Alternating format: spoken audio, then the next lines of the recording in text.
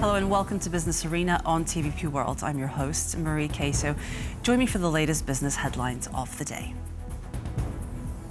Alcohol pouches will soon be banned from Polish stores. Introduced in late 2024, the pouches, resembling fruit sauce packaging, sparked public outrage over concerns they encouraged underage drinking. The Polish Ministry of Agriculture and Rural Development, with approval from the European Commission, announced the ban, which takes effect on February 28th after a 30-day grace period. The company behind the product halted sales just days after launch due to backlash. The controversy also led to the resignation of the head of the National Bureau for Addiction Prevention, criticized for failing to stop the products being approved for sale. Most of last year's GDP figures for the region are in. While there were some encouraging surprises, overall, 2024 was a bit of a disappointment for most of Central and Eastern European economies.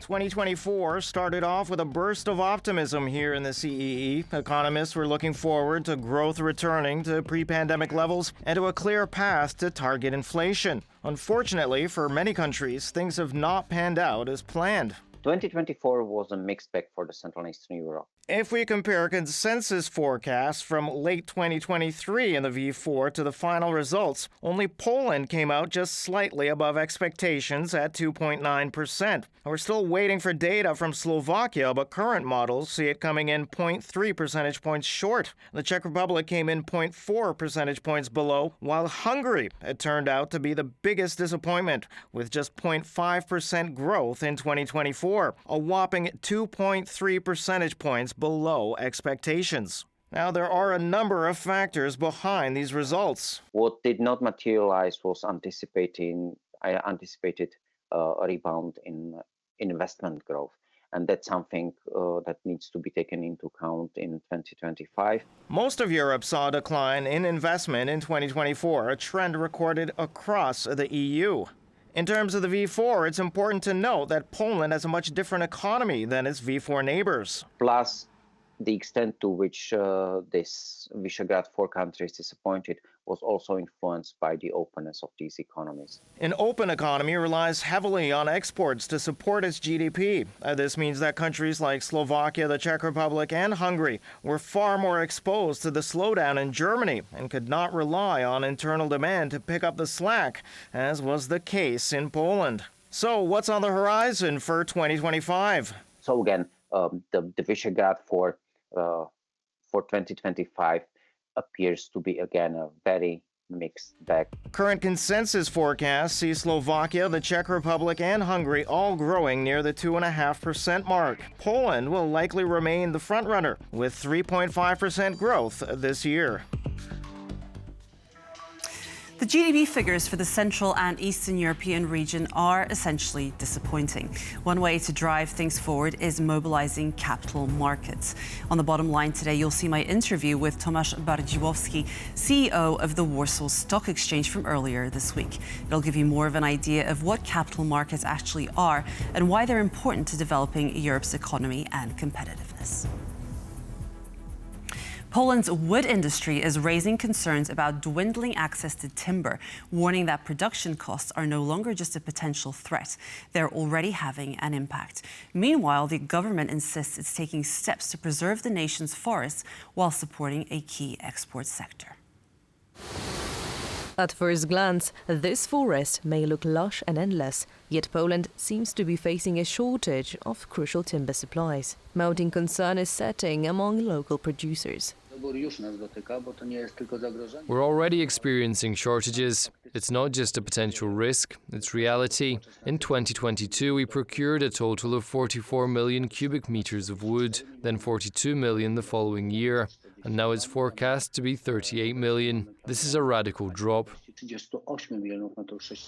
In 2023, Poland led EU nations in furniture exports and ranked second in wood product exports. But critics say that this has been achieved by overexploitation of the country's forests. That is why a partial moratorium was introduced last year, which designates 20% of certain forest areas, usually with the most valuable and oldest trees, as off-limits for logging. After 8 years under the previous administration, we must find a balance between protecting nature and supporting the timber industry. It can be done. The government says it's already working to support the industry, for instance by reinstating the FSC certificate, a globally recognized standard for responsible forest management that had been revoked under the previous administration. This certificate is vital. Everything from school notebooks to toilet paper sold in the EU requires it. For Polish enterprises, it guarantees that they can export their goods, providing enormous support to the wood sector. But the industry leaders argue that if Poland slashes timber output, the wood will simply come from elsewhere, possibly without all the relevant certificate.